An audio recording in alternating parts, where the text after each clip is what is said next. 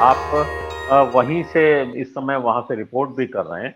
आपको लगता है नूह की जो घटना है, हरियाणा की जो घटना है, इसका राजनीतिक असर क्या पड़ेगा? अजय जी।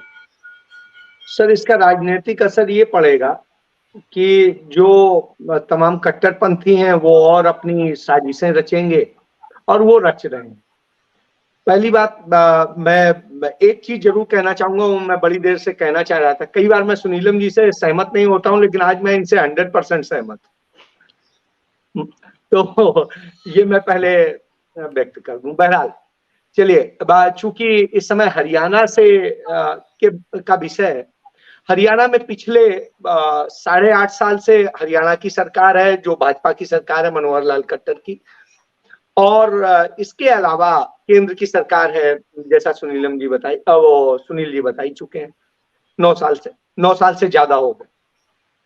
इसके बाद ये स्थिति बिल्कुल सही कहा उन्होंने कि इन 9 सालों में तकरीबन भाजपा की सरकार में, जहां डबल इंजन की सरकार है, नूह के लिए, मेवात के लिए और वहां के विकास के लिए ढेला भर नहीं हुआ।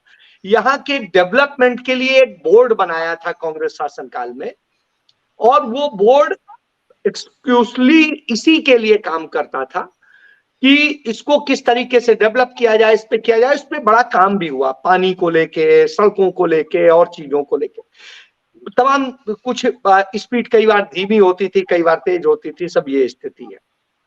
वो सवाल हो सकते हैं, लेकिन सबसे बड़ी बात है कि 1947 में जब देश की आजादी का संघर्ष चल रहा था, उसके पहले बंटवारे के दौरान जिस तरीके से इनके लोगों को मारा गया, ये वो लोग हैं जो इस देश की आजादी की लड़ाई से लेकर के, राणा प्रताप की सेना से लेकर के सबके लिए लड़े।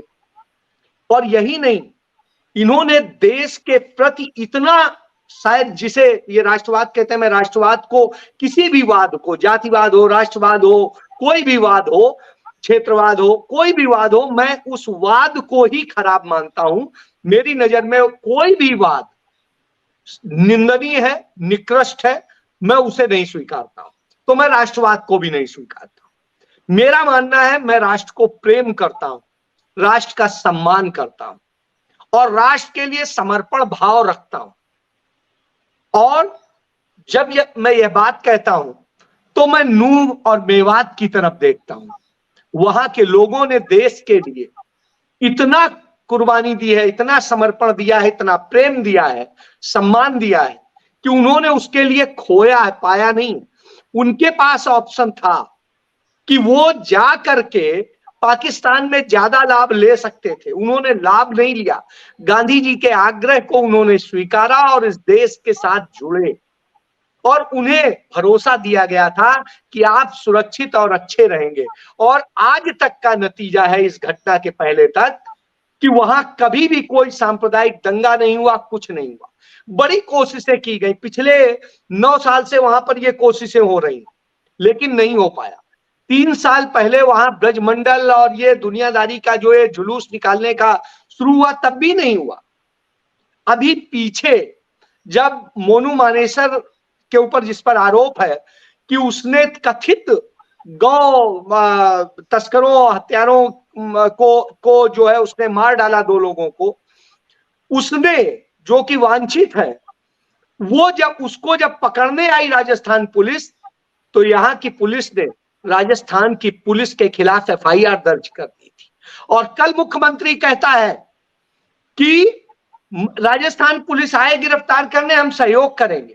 तो साहब, अभी तक उसे क्यों बचा रहे थे और ये सब करवा क्यों रहे थे? इसका मतलब है जो कराना था, जिस चीज के लिए उसे यूज करना था, वो आपने किया। तो कमोबेश।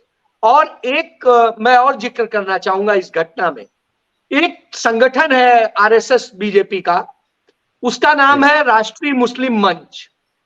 इंद्रेश कुमार उसके बहुत कुछ है, और ये वही इंद्रेश कुमार है जो समझौता ट्रेन में ब्लास्ट के मामले के आरोपी रहे, चार्जशीट हुई, इस सरकार ने उन्हें बचा लिया, अलग बात है।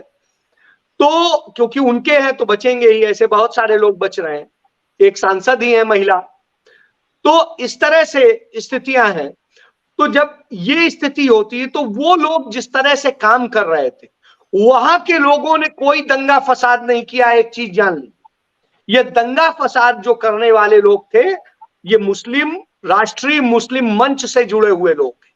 ये वैसे ही है जैसे राजस्थान में उस कन्हैया लाल या क्या नाम था जो दर्जी को मारा था, उसको मारने वाले आरएसएस मुस्लिम मंच से जुड़े हुए थे। इसी तरीके से आपको याद होगा जम्मू कश्मीर में गिरफ्तार किए गए थे जो अमरनाथ यात्रा में विघ्न डालने के लिए और बम और तमाम चीजें इकट्ठा कर लिए थे, रॉकेट लॉन्चर पकड़ा गया था, वो भी राष्ट्रीय मुस्लिम मंच का और उसका वो था।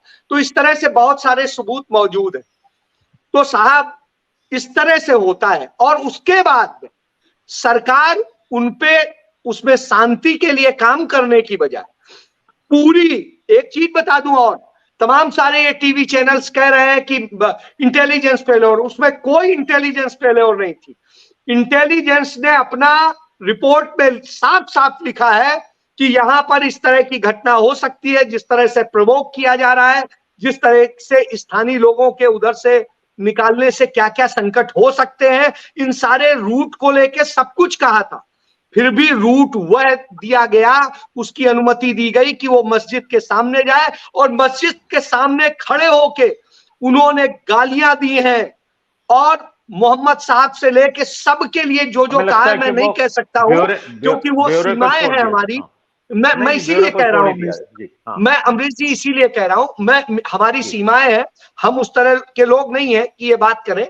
लेकिन जो जो कहा गया उसके बाद साहब मैं कहता हूं, मैं बड़ा लेकिन मेरे सामने भी इस तरह से कोई मेरे को और मेरे धर्म को, मेरे परिवार को, मेरे उसको गाली देगा तो शायद मैं भी एक पत्थर मार दूंगा। तो ईमानदारी से कहता हूं क्योंकि अंततः हम सब मानव हैं, कहीं ना कहीं आकर के एक मानवीय वो होती है।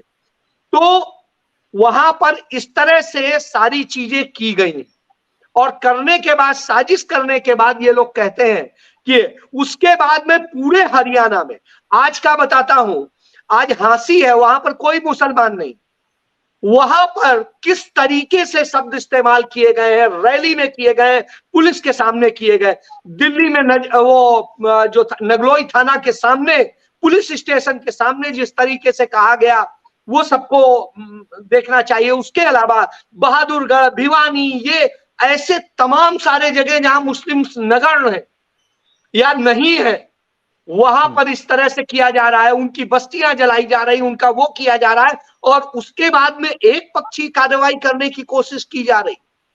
वहां कितनी एफआईआर दर्ज हुई, वहां कितनी हुई है।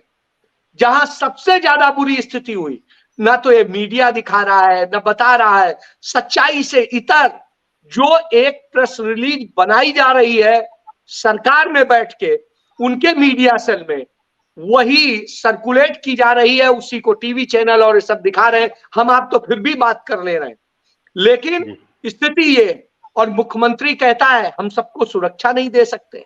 तो साहब कह दो अपनी सुरक्षा में जो 1500 लोग लगाए हुए वही हटा दो, कुछ कम कर दो। तो ये स्थिति है सर। तो जो आग लगाने की साजिश रची गई है और यह साजिश पूरी तरीके से भारतीय जनता पार्टी आरएसएस प्रायोजित है। जी।